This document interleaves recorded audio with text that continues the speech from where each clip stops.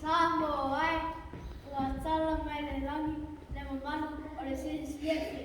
O lea ua lupepe ai le tamana ua ma ua ae mano ai le seunga.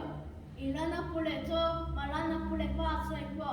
Ua petaia i ai i vai lupe maua ai le o vai lupe sa au. O loo ingoa Caunneia pasila. Tā lopa, tā lopa lava. Ia malu lau sa ko lau inangi ma. E loa ni vaenga o te pia tautala i ai. Mua mua a inga, loa a unga. O te pāpetai i au mātua. I lea o a uina o au. I lea lopa, loto pesa soani ma le ami o kūlea. O le pālongo mausitai e maua ai le manuia.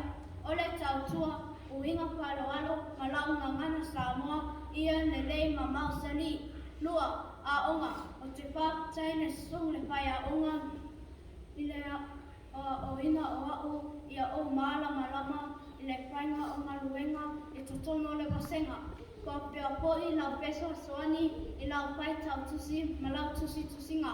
O vaenga ne e maua ai se lumana i manuia. Ia manuia le vai asenenga ngana Samoa i Aotearoa nei, to pasai pua.